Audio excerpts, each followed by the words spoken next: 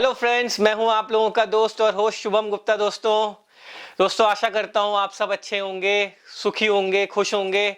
तो दोस्तों आज हम जिस शख्स से आपको मिलवाने जा रहे हैं, जिसका इंटरव्यू करने जा रहे हैं, वो है दिल्ली में रहने वाली गणेश नगर की सपना आंटी, जिन्होंने गरीबी से उठकर अपना बिजनेस सेटअप करा और आज वो एक काबिल महिला हैं और अपने पूरे परिवार को एकता से बांध कर रखा हुआ है उन्होंने, और पूरे परिवार का उन्होंने पालन पोषण बहुत बढ़िया तरीके से करा है। तो आइए आज हम उनसे मिलवाते हैं। नमस्ते जी नमस्ते बेटा। नमस्ते आंटी, कैसे हैं आप आंटी? बहुत बढ़िया हूँ, ठीक हूँ आंटी बहुत बहुत धन्यवाद। सबसे पहले तो आपने हमें समय दिया और मैं बहुत ही आंटी आपकी स्टोरी से बहुत प्रभावित हूँ कि आपने कहाँ से उठकर आपने अपने आप को एक बहुत मजबूत इंसान बनाया और पूरे परिवार को आपने एकजुट होकर सबको एक मुकाम पे लेके गए। बहुत बहुत धन्यवाद इसके लिए आंटी, बहुत बहुत धन्यवाद। तो सपना आंटी, आप मेरे दर्शकों को थोड़ा अपने बारे में बताइए। ठीक है। मैं दिल्ली ऐसे आई, जैसे मेरी शादी हुई थी तो हम अपने दोनों जने मियाँ बीवी को कह दी कि अब जाओ तुम, तो हम अपने चले आए। तो शौक सबको लगती है कि हमारे पास पैसा हो, अच्छे अच्छे कपड़े पहने या ढंग से खाए पिए। तो आंटी आप कहाँ के रहने वाले हैं? हम जिला फर्रुखाबाद के। फर्रुखाबाद आंटी यूपी में पड़ता है? यूपी में, ये फर्रुखाबाद, जिला फर्रुखाबाद, मैनपुरी एटा के आगे है। अच्छा, तो आप यूपी से हैं। तो आपका परिवार भी वहीं रहता है और आपके हस्बैंड का परिवार भी वहीं का है? हाँ जी, दोनों वहीं के हैं? थोड़ी थोड़ी दूर के हैं वैसे। अच्छा, तो शादी के बाद आप फिर वहीं रहने लग गए, तो आपने वहाँ क्यों नहीं काम किया? वहाँ पर ऐसा है कि हमारा जैसे पी रही है तो थोड़ा सा डाउट होता, शर्म सी लगती है कि हम यहाँ भी रह के अगर किसी ने मेरे देख लिया तो कहेंगे ये काम ऐसा कर रहे हैं। फिर वहाँ पर इतना नहीं है। हम लोग प्रदेश के जैसे कहते हैं कि हम बाहर कहीं निकल के देखूं तो अच्छी वो होता है। तो आपको लगा कि आपके गांव से, मतलब गांव में दिल्ली से जा रहे हैं या बाहर से आ रहे हैं, तो आपका भी मन किया कि हमें भी दिल्ली जाना चाहिए? हाँ जी। तो आप अपनी शादी के बाद अपने हस्बैंड के साथ दिल्ली आ गए? हाँ जी। तो आंटी शादी से पहले आपके जो हस्बैंड थे वो क्या करते थे? वो जैसे खेती होती थी तो कभी जाते थे कभी नहीं जाते थे। फिर ही हमारे सास ससुर ने कही अब तुम खेती में भी नहीं कर रहे हो तो अपना देखो। तो हम हस्बैंड, हमारे घर वाले और हम दिल्ली आए थे। दिल्ली आ गए थे आप। तो जब खेती में उनका मन नहीं लगा तो फिर आपने निर्णय किया कि चलो हम दिल्ली चलते हैं अब। हाँ जी। पर आंटी जैसे यूपी में तो और भी शहर है, आगरा है, आगरा भी काफी बड़ा शहर है, तो आपने दिल्ली ही क्यों चूज करा? दिल्ली हम लोगों ने ऐसे, तो हमारे और रिश्तेदार रहते थे। अच्छा। अच्छे अच्छे बन के वो भी जाते थे खुद, तो हमारा भी मन करता था कि हम भी कुछ जाके बाहर कुछ कमाएं। मतलब उन्होंने अच्छे अच्छे कपड़े पहने, अच्छे अच्छे हाँ। उसमें आते थे, तो आपको भी लगता था कि नहीं हम भी कुछ अच्छा कमाएं, अच्छे पहने। हाँ जी। तो उसके लिए आप दिल्ली आ गए। तो दिल्ली आने के बाद सबसे पहले आप क्या अपने रिश्तेदारों क्या रहते थे या फिर कैसे? रिश्तेदारों के साथ ऐसे है कि हमारा एक जेठ गए थे यहीं से, तो हम, मेरे घर वाले समझ लो कि अपनी बुआ के घर वो आए थे पहले। फिर उन्होंने थोड़ा अपना मकान जैसे किराए पे लिया, एक गैरेज, फिर वो हमें भी लेकर आए। फिर हम दोनों ने जैसे कमाते थे तो फिर आगे आगे सब्जी बेचना चालू किया। तो हमारे जेठ कहते थे कि हाँ भाई हमें बेच के मुझे दो। अच्छा, तो आपने डायरेक्टली दिल्ली आके सब्जी का काम स्टार्ट करा? हाँ, वो सब्जी बेचते थे पहले भी, जैसे अच्छा। आए थे ना दोबारा। अच्छा। तो उन्हें सब्जी से स्टार्ट किया। अच्छा, आपके जेठ ने आपको इस चीज के लिए कहा कि आप भी सब्जी बेचना स्टार्ट करो? हाँ। ये बिजनेस का आइडिया उन्होंने ही दिया आपको? हाँ जी। अच्छा। तो फिर आप दिल्ली आ गए और आपने सब्जी खरीदना स्टार्ट कर दिया? हाँ जी। तो आंटी जैसे आपके पास तो गांव से आए थे, आपके पास इतने पैसे थे कि आप सब्जी खरीद सकते थे? नहीं, हमारे पास कुछ भी नहीं था। हम लोग ऐसे ही आए थे, उनके पास आए थे। तो हमने सोचा ये हमें सहारा तो देंगे, पर उन्होंने मदद थोड़ी की है 500 रुपए की कि ये सब्जी लो। तो हमारे घर वाले सब्जी भी लाए और हमारे लिए छल्ली भी लाए। हम छल्ली भूंजते थे पहले। अच्छा, तो हाँ। आप बेसिकली आपने अपना जो बिजनेस है वो 500 रुपए से स्टार्ट किया था।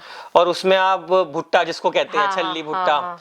तो आपने वो भी बेचते थे और सब्जी भी बेचते थे? सब्जी भी बेचते थे। तो 500 रुपए से आपने स्टार्ट करके आपने फिर क्या किया आंटी? फिर हम जैसे हमारे पास पैसे भरते गए तो हम अपनी पैसों में, बिजनेस में पैसे लगाते गए। तो आंटी आपने दिल्ली में कहाँ पे स्टार्ट किया सब्जी लगाना?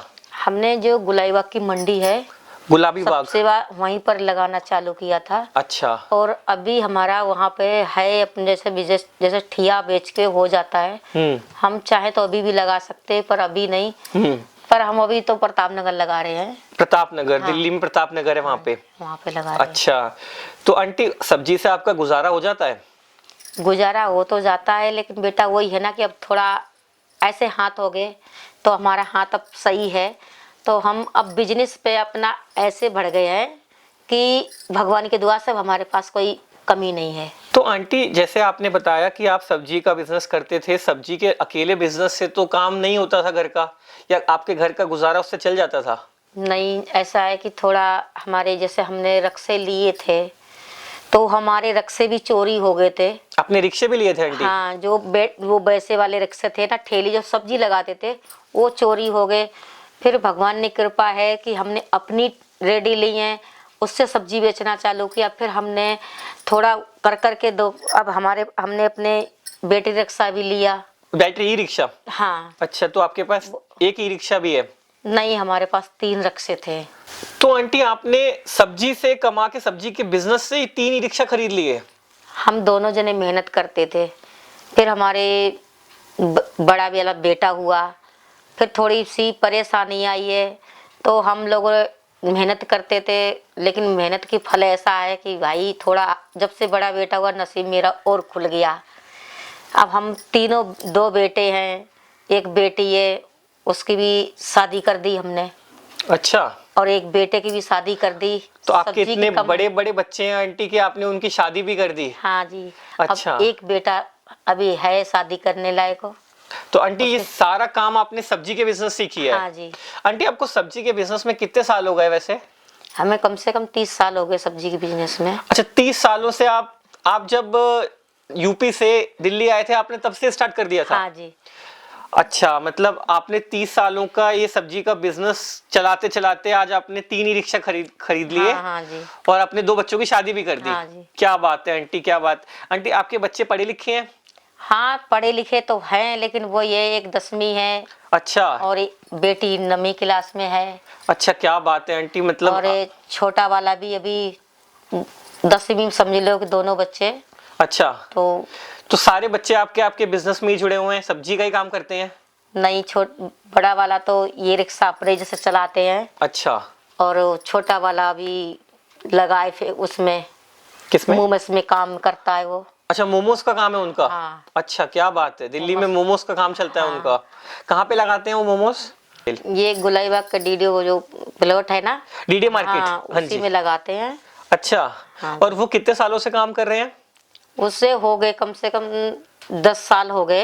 अच्छा, 10 सालों से वो मोमोज का काम कर रहे हैं। क्या बात है आंटी। हाँ। तो दोस्तों ये तो बहुत अच्छी बात है। तो दोस्तों हो सके तो आप भी गुलाबी बाग के डीडीए फ्लैट्स के पास मोमोज खाने अगर जाना है तो आंटी के बेटे के पास जरूर जाइए दोस्तों। तो आंटी ये तो आपने बहुत अच्छी अच्छी चीजें बताई कि आपने लाइफ में कैसे गांव से आकर दिल्ली में बसकर अपने आप को इतना काबिल बनाया और अपने बच्चों को भी बहुत शिक्षित बनाया, उनके लिए 3 ई रिक्शा खरीदे। तो आंटी एक चीज मैं जानना चाहूंगा, इस 30 साल के दौरान ऐसा तो नहीं हुआ होगा कि सब कुछ अच्छा ही अच्छा जा रहा होगा? कुछ ऐसा भी टाइम आया होगा आपके उस समय में जब आपको काफी कठिनाइयों का सामना करना पड़ता होगा? हाँ जी। तो आंटी वो आप बता सकते हैं थोड़ा? जरूर बताएंगे। हमारे 30 साल में हमने बहुत परेशानी दिल्ली के अंदर झेली, फिर भी हम दिल्ली छोड़ के नहीं गए।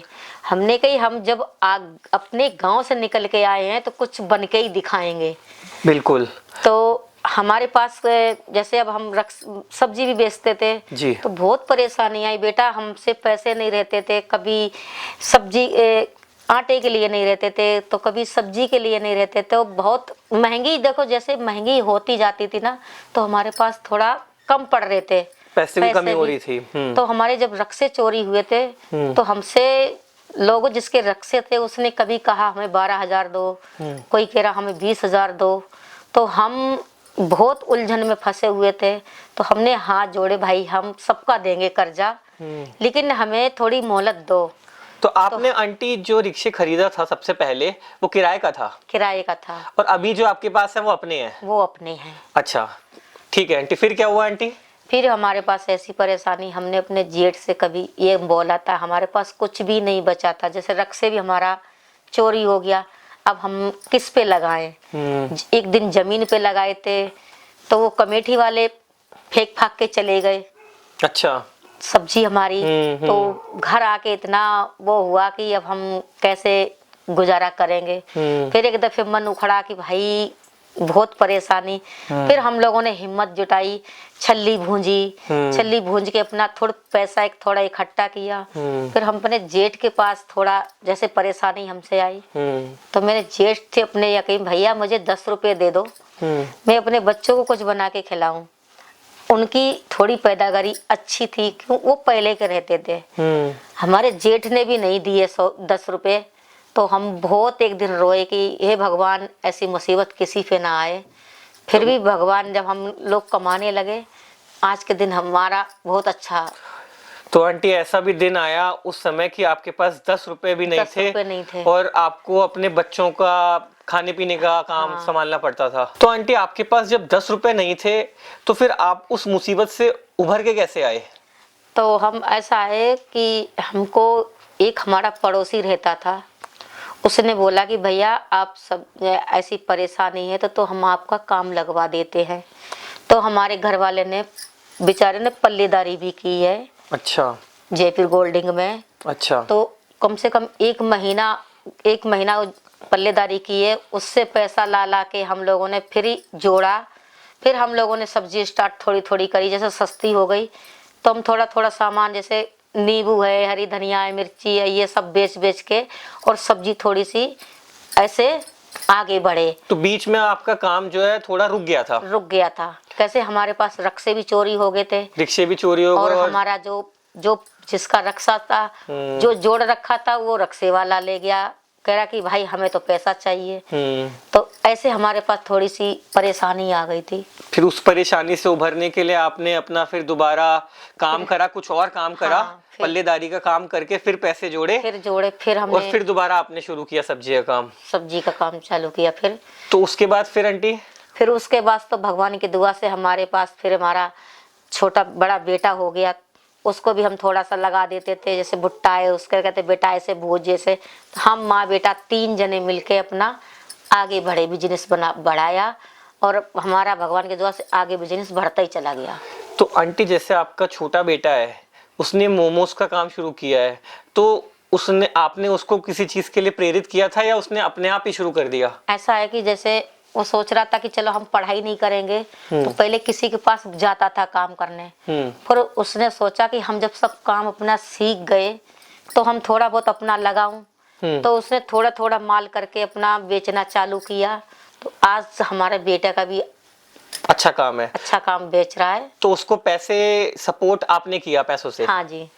तो जैसे कि आंटी वो आपने अपने पूरे परिवार को इस मुकाम पे ले आई, इतना काबिल बनाया, तो फिर आपने कैसे सोचा कि अब अपने बच्चों की शादी की जाए? हमने ऐसा है कि अब शादी जैसे थोड़ा थोड़ा पैसा जोड़ा कि भाई आगे को बेटी भी हो रही है, बेटी की शादी करनी है, तो हमने जैसे थोड़ा जोड़ के और भगवान की दुआ से अपनी बेटी की शादी भी की है। ऐसा है कि हमारी थोड़ी भाभीयों ने भी मदद दी है। भाभी कौन सी भाभी? हमारी है अच्छा, कुछ भाभी, ज्योति भाभी। अच्छा, मतलब हाँ। उनके यहाँ आप सब्जी देने जाते थे? हाँ। अच्छा। उन्होंने भी बहुत मदद की हमारी। अच्छा। और एक और है, तो उन्होंने भी बेटी की नाम से बहुत दिया है कि चल भाई। तो हमने ऐसे अपने पास से कुछ जोड़ा, तो ऐसे शादी कर दी हमने। तो सबसे पहले आपने अपनी बेटी की शादी करी? बेटी की शादी की है। तो बेटी आजकल कहाँ है आंटी आपकी? हैदराबाद।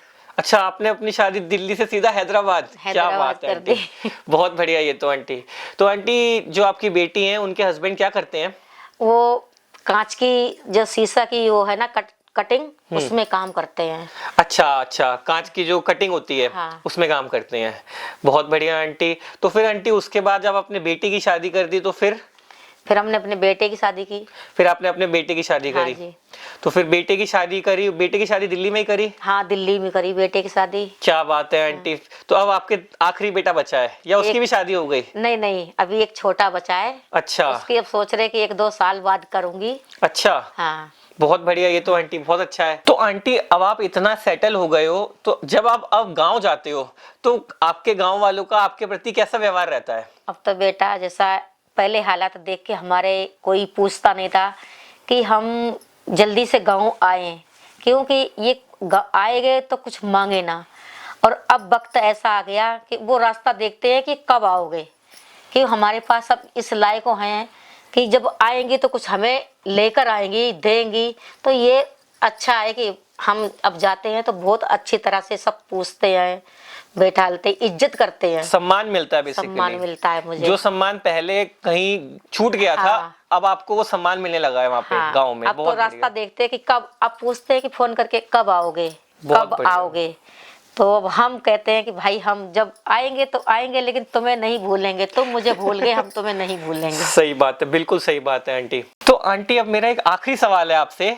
आंटी जैसे आपने बताया कि जब आपके दिल्ली से गांव में जाते थे रिश्तेदार, तो आपका भी मन करता था कि हम भी दिल्ली जाएं, हम भी कुछ बने। तो जब अब आप जब दिल्ली आप अपने गांव में जाते हो, तो आंटी आपका कोई रिश्तेदार होता है ऐसा जिसका सेम मन करता हो कि नहीं हमें भी दिल्ली बुलाओ, हम भी कुछ करना चाहते हैं? हाँ जरूर, हम दिल्ली से जाते हैं तो हमारे बोलते हैं कि हमें भी दिल्ली ले चलो। तो हम कहते हैं जो वक्त हमने गुजारे वो आपको नहीं, हम लेके चलेंगे, आपकी भी परेशानी खत्म हो। इस लायक को बनो जो आए दोबारा, आपको भी जैसे हमें सम्मान मिल रहा आपको भी मिले, सम्मान मिले।